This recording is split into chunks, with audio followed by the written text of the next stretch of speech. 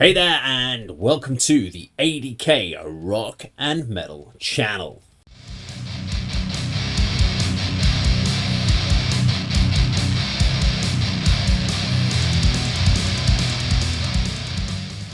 Okay, so I'm Dave. There's no Andy or Kirk with me today. It's just me checking out. We've all split up some of the duties of some of the new releases that have just come out in the last week. And I have the Browning and Poison to review. I don't know anything about it. It's a band I've never come across so far, so the PR company has sent us some lovely information. So the new single is Poison. First thing that comes to mind is the Alice Cooper song. I doubt it's that.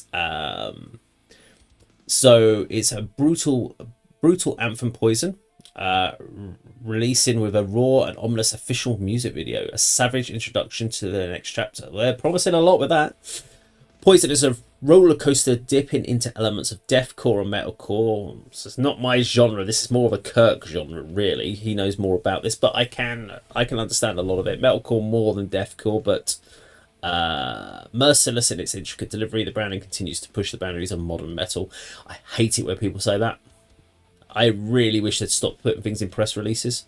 Pushing the boundaries of modern metal, crafting an authentic music experience that delivers to the core, and this is just the warm-up.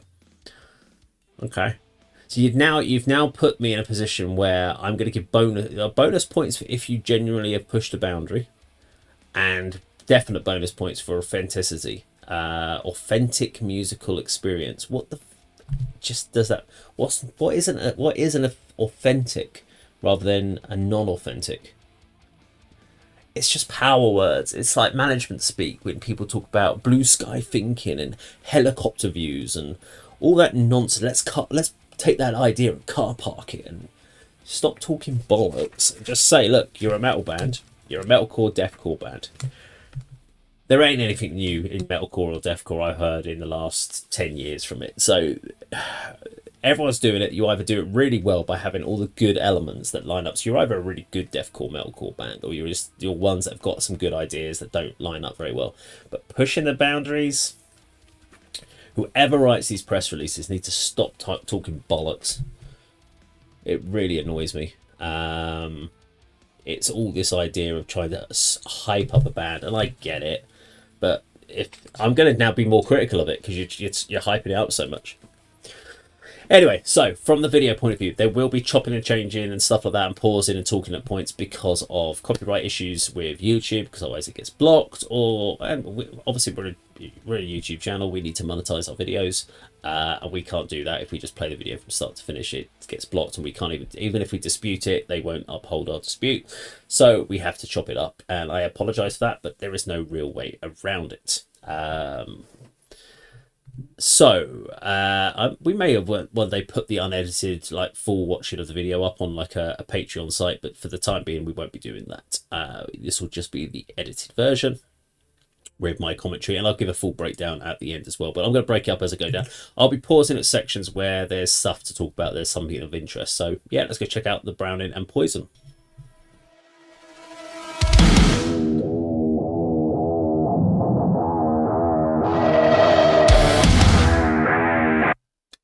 What are we working with? 8-string. 1, 2, 3, 4, 5. Was that 7? That's okay.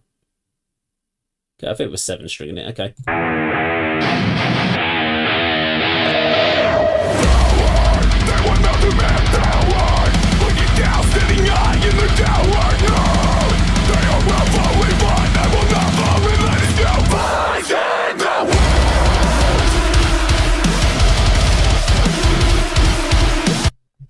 So a fairly common start to the stop starts guitar. Good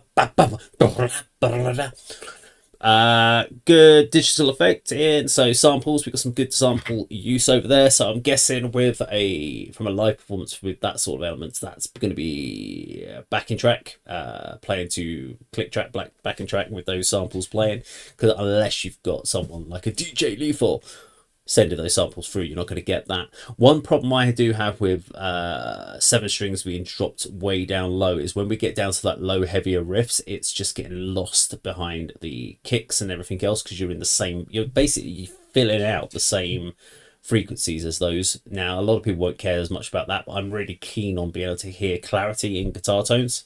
And unfortunately, the lower the tuning you go, the harder it is until you get up to the higher scales and you're doing sort of sample parts or solos. But good vocals. He's got some real power there in the guts. So yeah, like that so far.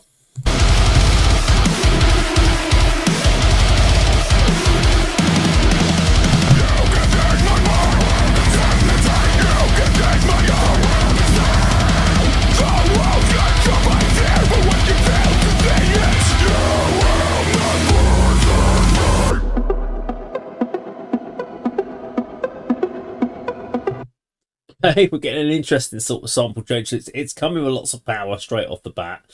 I was expecting a transition there into something even more extreme based on how it's built up. So it's interesting. It's gone to this interesting change within less than a minute. So that is slightly different. I don't know if it's pushing boundaries, but it's slightly different at least.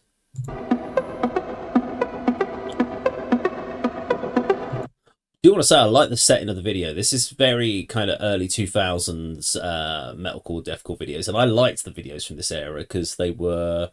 Nowadays it's all black room studio. This has actually got a setting, and they're using the architecture to give you some balance. So even like the shot where you had the drum kit a minute ago, where there was a metal handrail, and so you're getting perspectives, and I like that. That's again making useful characteristics of your actual environment.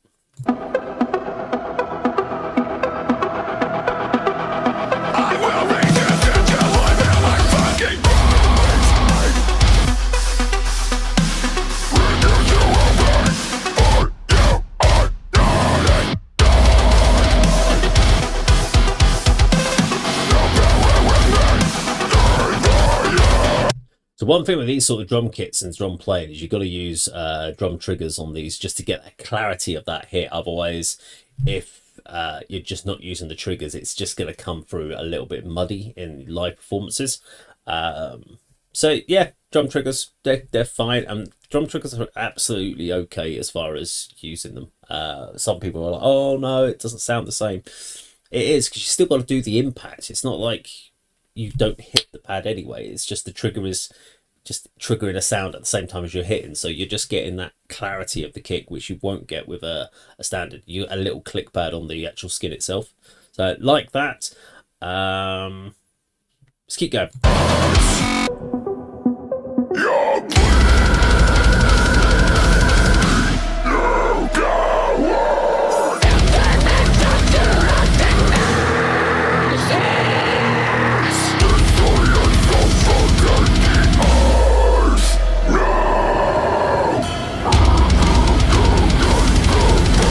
Oh, I have to ask, is there just a guitarist then? So there's no bass player. So it's drummer, guitar, and things. So are they sampling? I'm guessing the bass is on the backing track. Again, not an issue with that, because we've got friends of ours in Bankadama who do exactly the same. They've got their basses already pre-recorded and they just play to their backing with guitarists, drums, and vocals, and it sounds great. It's just I'm watching it going, I can't see a bass player in this. So I'm guessing it's just the 3-piece. So very cool. My only critique now at this particular point in the song is I haven't been able to get into any form of actual kind of body groove with this at all, because it's so stop, start, stop, start. And that's kind of stopping me really kind of connecting any kind of physical, emotional connection, like that primeval, primordial, whatever you want to call it, physical kind of bang your head moment, because it's just stop, start, stop, start. And I know there will be people out there, we've got friends of ours that would love that intensity. Sorry about that. Got my defragger coming up on screen, just what you want, updates going on. Yeah, I don't know, maybe that's going to do some changes, but it's only a 3-minute 10 song, so I can't see it massively doing any major changes, but let's see.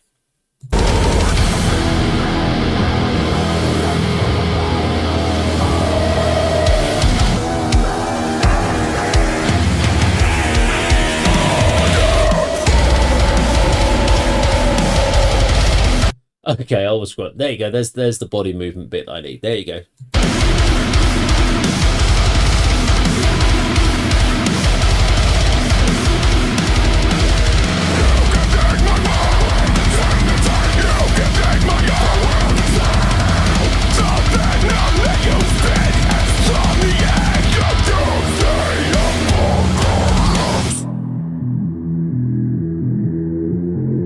Now, so that kind of groove orientated part could have definitely gone on for a bit longer for me. It feels far too short. You need that for your body to kind of climb to. Maybe another like 20 seconds of that would have been good.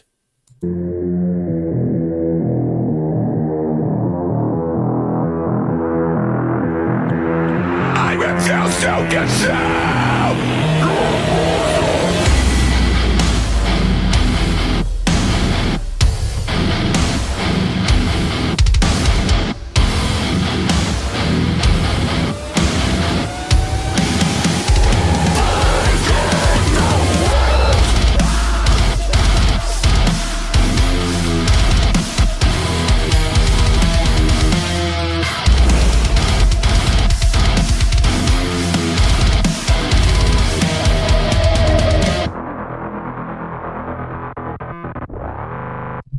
So, the Browning and Poison. Now, I have a saying on this channel.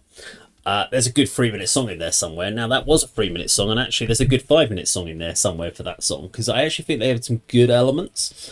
The slow, sludgy breakdown at the end, the more groove-orientated section, they all felt a little bit too short. You didn't have enough time to really enjoy them. It was almost like they took all the elements that of a deathcore, metalcore band, without having the clean vocalist part of it. But you take all those different elements and then went, we're going to give you a sampling. It's like a teaser of an album. They've given you a sampling of lots of different elements of metalcore, deathcore, but never given you enough time to actually get into them and enjoy each element. I would like to have heard a little bit more of each one. Just giving me a couple more bars of each would have been suffice, I would say. I don't think it's pushing the boundaries, but it's a very good example of deathcore, metalcore. I think that's the PR company's fault for putting it in there, because they could have easily just not said that in their press release, boundaries of metal. Just turn around and say they've put out their brutal new anthem, Ant Poison, crafting their own personal musical experience. That's fine. You don't have to say authentic musical experience and modern. So I just get really annoyed with press releases. People just write up a load of bollocks in them, and it's annoying. So Fixed is that if that is that's who they're with. Fixed is an independent and artist-owned record label. Sort it out. Stop sending out bollocks press releases. Do your artists a favour and be honest in it. Stop over promising. But yeah, pushing the boundaries, doubt, not really, not on that particular song, but delivering you a great example of deathcore, metalcore. Yeah, I would say that.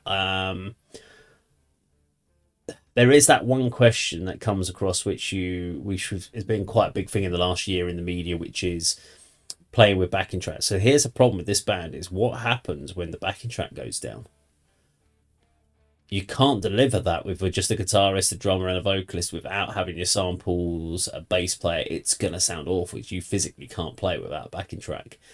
And I know the issue nowadays of finding musicians like-minded that are going to be able to do it, but it's one of those things that I do feel having that ability to be able to play without a backing track would be really beneficial. Wasn't a big fan of the samples. I don't think they added anything to the track. And maybe that's where they're thinking about pushing the boundaries of modern metal, is where they're doing it. But again, I've heard bands do it. From Make Them Suffer is a band, kind of metalcore kind of band that does do the sampling element. They do it really well, and they're probably the one that sticks out in my head the most. But I've seen everything from hardcore bands or metalcore bands like Rise to Fall. They did the song Acid Drops. There's more of a kind of crossover between metalcore and clean vocal style of it as well. Overall, good solid track. Not my genre, definitely not. This is definitely more something that Kirk would be able to give you a bit more detail about as far as where it sits within the genres. But I thought generally, yeah, good solid performance by the band. All the elements are there, the skill is there. The track just needed to be a bit longer for me to really appreciate what it's about. But overall, yeah, thumbs up from us at the A.D.K Rock and Metal channel. Now, if you like this video, please do like, share, and subscribe, and we'll see you on the video sometime very soon. Take care.